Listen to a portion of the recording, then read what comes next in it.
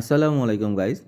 তো যারা নাকি গ্রামে থাকেন এবং খুব অল্প পরিমাণে গরু লালন পালন করেন, ছোটোখাটো একটা শখের বসে একটা ফার্ম করে আছেন, কিন্তু তাদের সমস্যার সম্মুখীন হতে হয় কি নভেম্বর থেকে মার্চ মাস পর্যন্ত এই কয়েকটা মাস কিন্তু ঘাসের খুবই সংকট থাকে এবং এই সময়টা কিন্তু ঘাস বলেন বা খড় বলেন এটার কিন্তু বেশ দাম কিন্তু অনেক গুণ বেড়ে যায়, যার ফলে যারা নাকি গরু পালার ইচ্ছা আছে যাদের এবং কি কয়েকটা গরু পালতে চান তারা কিন্তু অবশ্যই আমার মতো কিন্তু ভুট্টা গাছ চাষ করতে পারেন।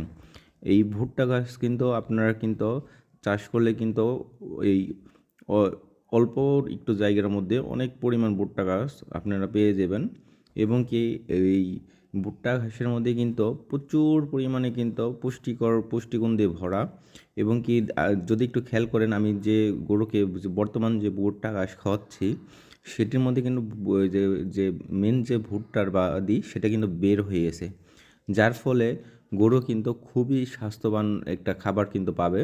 এখানে আপনারা দেখতে পাচ্ছেন যে আমার গরুগুলা কিন্তু খুব সুন্দর করে কিন্তু খুব মানে ওদের এই সামনে যেমন মানুষের যেমন কাচ্চি বিরিয়ানি দেয় ঠিক তেমনি কিন্তু মানে ওদের সামনে এমন কিছু মজার দিচ্ছে ওরা কিন্তু খুব মানে মনের শান্তিতে কিন্তু ওরা কিন্তু খাবারগুলো কিন্তু খাচ্ছে এবং কি দেখেন ও কিন্তু ওর যে ভুট্টা ঘাসের যে নিচের ডাঁটিটুকু আছে যেটাকে শক্ত অংশ বলে সেই অংশটুকু কিন্তু ওরা কিন্তু একবারে কিন্তু বলে যে খুব সুন্দর করে চিবিয়ে চিবিয়ে কিন্তু খেয়ে ফেলছে, বুঝতে পারছেন?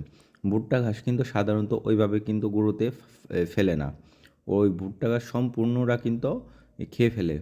এখানে আমার আরেকটা গরু আছে, এই গরুটা কিন্তু আমি 6 মাস আগে নিয়েছিলাম 1,17,000 টাকা দিয়ে।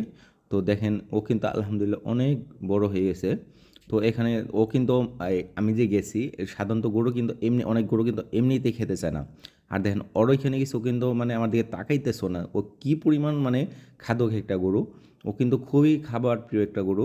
ওর সামনে যদি খাবার থাকে ও কিন্তু আর অন্য কোনো কিছু কিন্তু কখনো তাকায় দেখে না, যে যা হয়ে যাক ও কিন্তু ওই খাবার নিয়ে ব্যস্ত থাকে।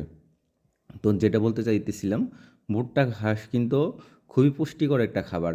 আপনারা কিন্তু অল্প টাকা ব্যয় করে কিন্তু আপনারা বিপুল পরিমাণে কিন্তু আপনারা কিন্তু ভুট্টা ঘাস পেয়ে যাবেন।